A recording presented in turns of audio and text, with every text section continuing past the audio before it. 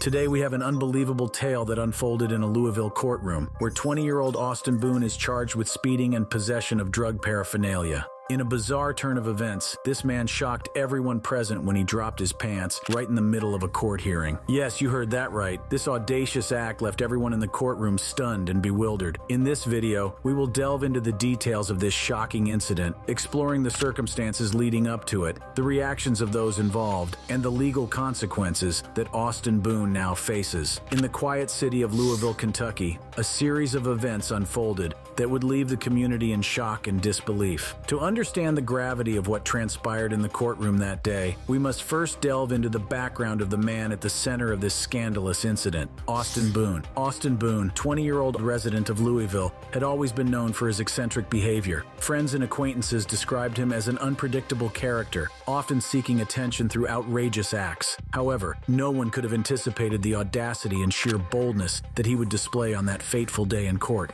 Boone had a history of run-ins with the law, with a rap sheet that included charges ranging from public intoxication to disorderly conduct. His disregard for societal norms and authority figures had earned him a reputation as a troublemaker in the community, but nothing could have prepared anyone for the spectacle that was about to unfold. The incident occurred during a routine court hearing where Boone was facing charges of speeding and possession of drug paraphernalia. The courtroom was filled with lawyers, judges, and spectators, all expecting a typical day of legal proceedings. Little did they know that they were about to witness a scene that would be etched in their memories forever. As the hearing commenced, Boone appeared calm and composed, seemingly unfazed by the gravity of the situation. His attorney, Sarah Thompson, had advised him to maintain a respectful demeanor and cooperate with the court. However, it soon became apparent that Boone had other plans in mind. As the prosecution presented their case, Boone's restlessness became evident. He shifted in his seat, his eyes darting around the room. The tension in the air was palpable as everyone sensed that something was about to happen. And then, without warning, Boone stood up, his face flushed with determination. Days of being prepped by his attorney was shattered by one question from Judge Stephanie Burke. How do you plead to the speeding 22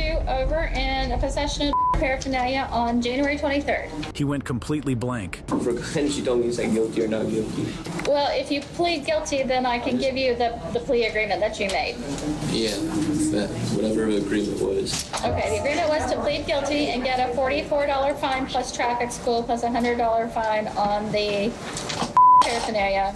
You would pay that today and then go to traffic school so that you would not get the 6 points on your license. Is that what you understood? Okay. It was looking like a fast day in court, with Austin Boone accepting the conditions of his sentence agreement. But the bailiff notices something odd about the defendant's clothes, his trousers specifically. Yeah.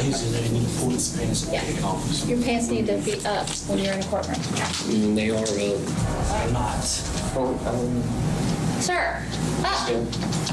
They're up. What? He's got a belt on, Judge, and they hang around his... They're up. Okay, that's inappropriate. They need to be around your waist, not below your bottom. Put your pants up. You've been this... Not below your bottom. I mean, what's my bag? Why don't I see my basketball shorts? It's not even my boxers. Then the judge decided to give him a proper dressing down, no pun intended. Do you understand that you're in a court?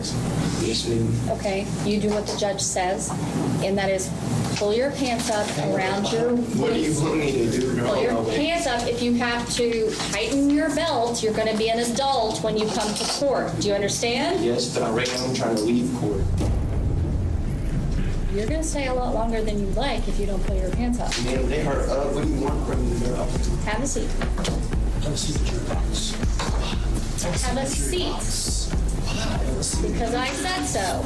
Judge Burke was taken aback by the audacity of Boone's actions. He had seen his fair share of courtroom drama, but nothing quite like this. With a stern expression, she ordered Boone to be removed from the courtroom immediately, her voice filled with a mix of anger and disbelief. The judge's authority had been challenged, and he was determined to restore order. As Boone was escorted out of the courtroom, the spectators erupted into a mix of gasps, whispers, and nervous laughter. Some were appalled by the indecency they had just witnessed, while others found it strangely amusing. The incident had captivated their attention, and they couldn't help but discuss it amongst themselves. Boone was placed in the jury box to think about his acts, but what he did when he came out was nothing short of hilarious. In a matter of seconds, Boone swiftly unbuttoned his pants and let them drop to his ankles. ankles, revealing a pair of brightly colored boxer shorts. Gasps of disbelief echoed through the courtroom as everyone's attention shifted from the proceedings to the man who had just bared it all. The judge, stunned by the audacity of Boone's actions, banged his gavel, desperately trying to restore order in the chaotic courtroom. Security personnel rushed towards Boone, attempting to cover him and escort him out of the room, but Boone stood defiant, a smirk on his face, seemingly reveling in the attention he had garnered. By removing your pants was extremely poor judgment. Okay, I'm holding you in contempt.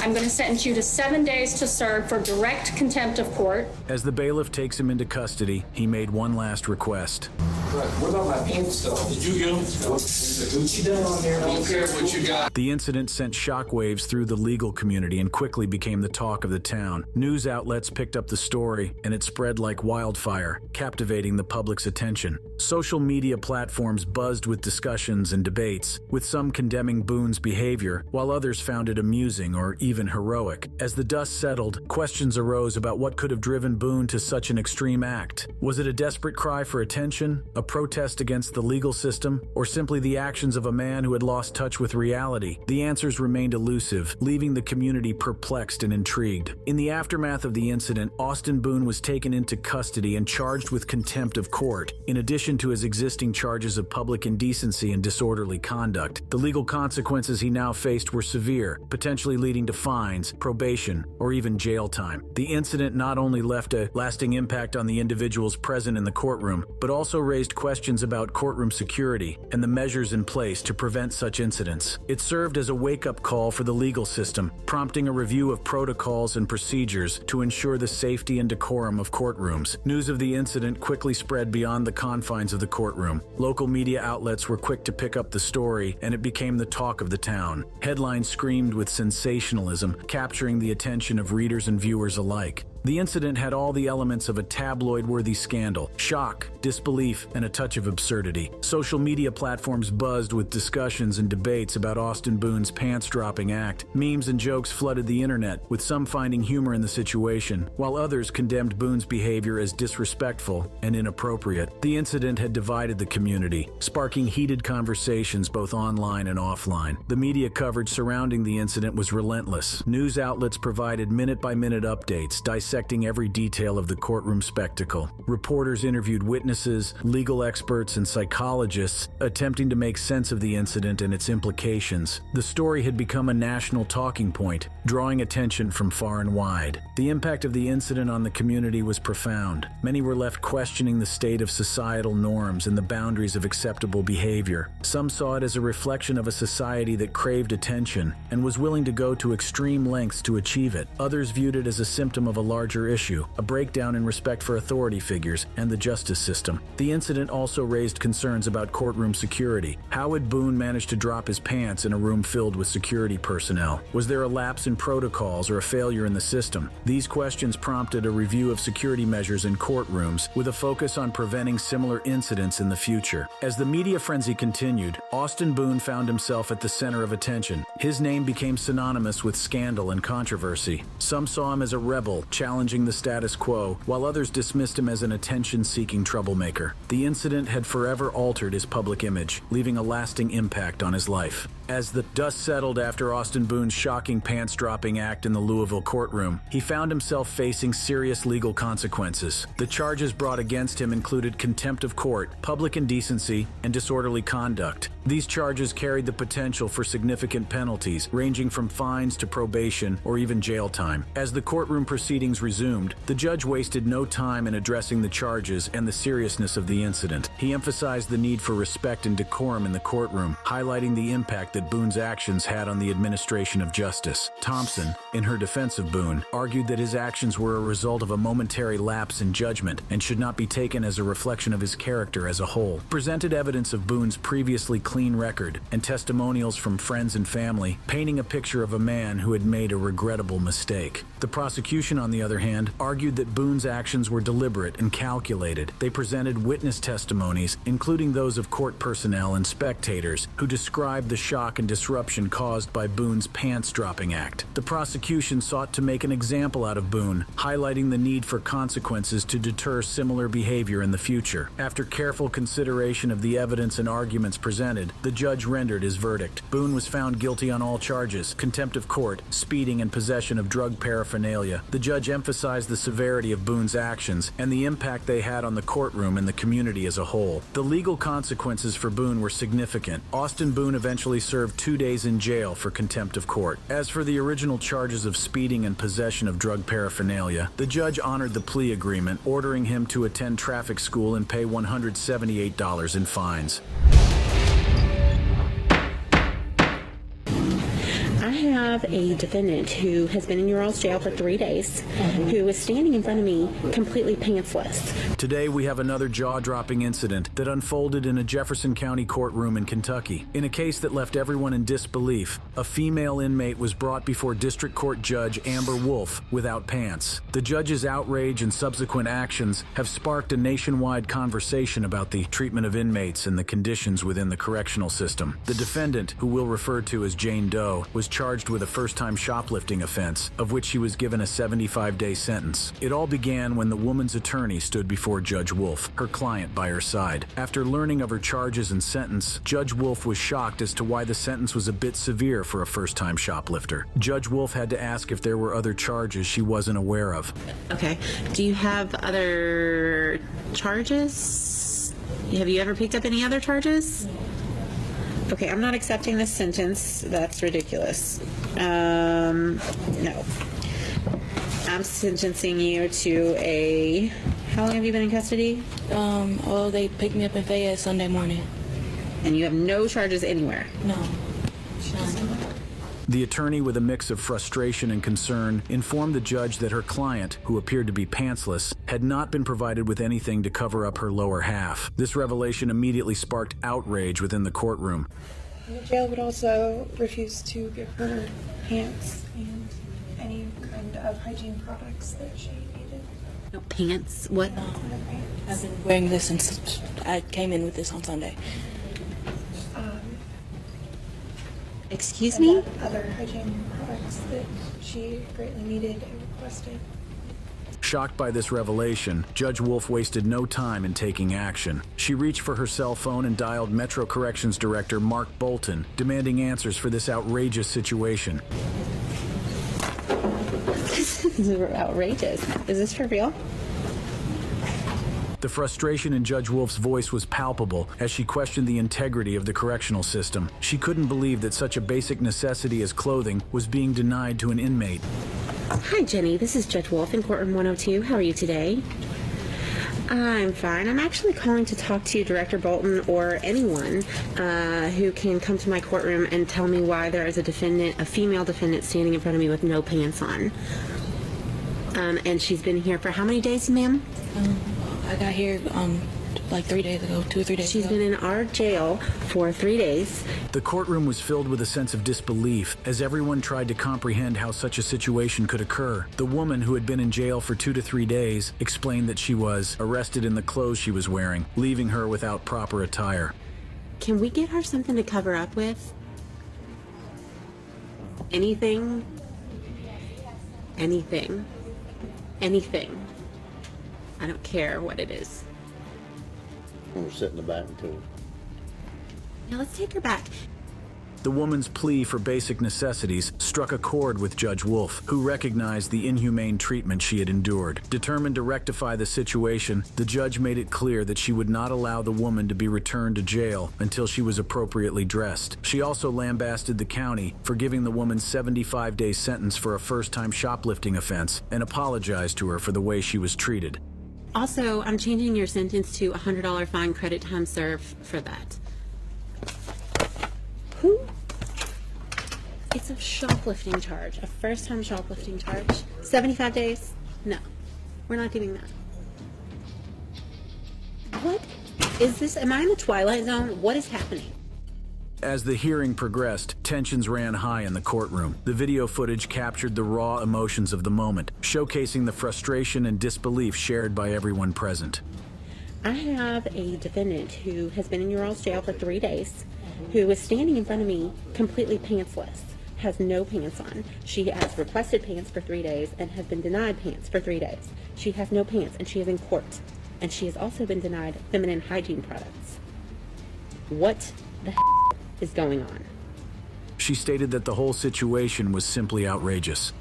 Absolutely, and I am holding her here until she is dressed appropriately to go back to the jail. This is outrageous. Finally, at the end of the hearing, Metro Corrections Deputy Director Dwayne Clark arrived with clothing for the woman, and she came back to the courtroom.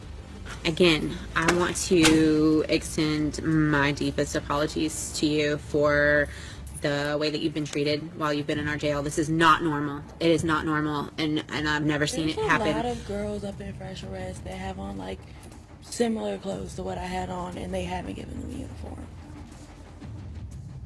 Like, I don't know. So you're telling me that there's a lot of people up there right now that are in the same situation? They took some of them out like earlier today when I asked. They said they wouldn't give me a uniform until I went to a different dorm.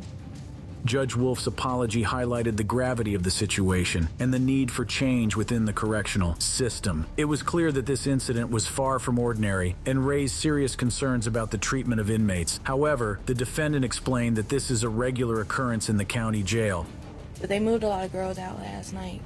But like, it's like I came to booking and they were giving some people uniforms. They weren't giving some people uniforms. Like I don't know what they were picking and choosing, what their criteria was, but there's only one way that's going to get corrected, if you know what I mean. The judge then promised to take it up with the appropriate authorities and rectify the situation. I've already talked to 3 people from the Department of Corrections. I can't explain the situation. They have assured me that it was a mistake and that it won't happen again. But given the information that you're telling me, it makes me feel like that's probably not correct. Maybe just what they're being told. Notwithstanding, she went on with her apologies and shed more light on her new sentence. So I just want to tell you how incredibly sorry I am that you've been treated this way, and no one deserves this. Particularly, no one deserves it, but particularly in a situation like this where, you know, you failed to complete a diversion program, you didn't even pick up new charges, and I am credit time serving the fine. So really, I mean, you should have been in jail for a day, tops. After fully apologizing, the judge also let her know that she did in fact commit a crime and she is fully responsible for appearing in the courtroom in the first place.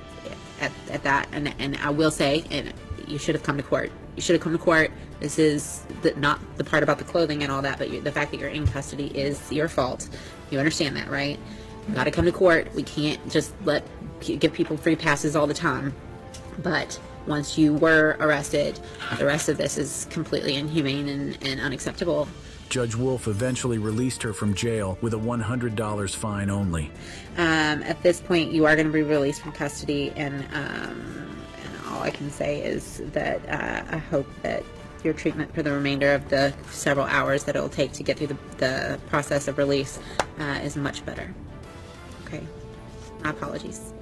As we move forward in this shocking story, we will delve deeper into the aftermath of this incident and the questions it raises about the conditions within our correctional system. After the shocking incident in the courtroom, questions arose about the actions and policies of the jail officials responsible for the well-being of the inmates. As the news spread, the public demanded answers, and the jail was forced to respond. The jail spokesperson's statement acknowledged the gravity of the situation and the need for immediate action. However, it did little to quell the public's outrage. People wanted to know how such a basic necessity as clothing could be denied to an inmate. The explanation provided by the jail spokesperson did little to satisfy the public's concerns. How could a long shirt be considered appropriate attire for a courtroom appearance? The lack of proper clothing raised serious questions about the respect and dignity afforded to inmates. Judge Wolf's frustration echoed the sentiments of many who believed that the treatment of inmates should be a top priority. The incident shed light on the need for better protocols and oversight within the correctional system. The promise of a thorough review was met with skepticism from the public. Many questioned how such a fundamental issue as providing clothing to inmates could have been overlooked in the first place. The promise of a separate investigation into the denial of hygiene products was a step in the right direction. It was clear that the incident in the courtroom had exposed a systemic problem that needed immediate attention. As the investigation into the treatment of inmates unfolds, the public eagerly awaits answers. Will justice be served? And will the correctional system system be held accountable for its actions? The incident in the courtroom sent shockwaves through the community and ignited a nationwide conversation about the treatment of inmates within our correctional system. People from all walks of life were appalled by the lack of basic necessities provided to the woman and the inhumane conditions she endured. The incident also caught the attention of advocacy groups and organizations dedicated to criminal justice reform. They saw this as an opportunity to shed light on the systemic issues that plague our correctional system. The incident prompted a broader conversation about the need for better training and protocols for correctional officers, as well as increased oversight to ensure the well-being of inmates. The incident also shed light on the issue of overcrowding within jails and its impact on the treatment of inmates. Many questioned whether the lack of resources and overcrowded conditions contributed to the neglect experienced by the woman in the courtroom. The incident served as a wake-up call for lawmakers and policymakers who were forced to confront the flaws within the correctional system. It sparked discussions about the need for legislative reforms to ensure the fair and humane treatment of inmates. The incident also highlighted the importance of transparency and accountability within the correctional system. It underscored the need for regular audits and independent oversight to prevent similar incidents from occurring in the future. As the conversation surrounding this incident continues, the hope for meaningful change grows stronger. It is a reminder that we must strive for a correctional system that upholds the principles of justice, fairness, and respect for all individuals. If you enjoyed this video, check out our other awesome videos on the channel. Thanks for watching, and we'll see you next time.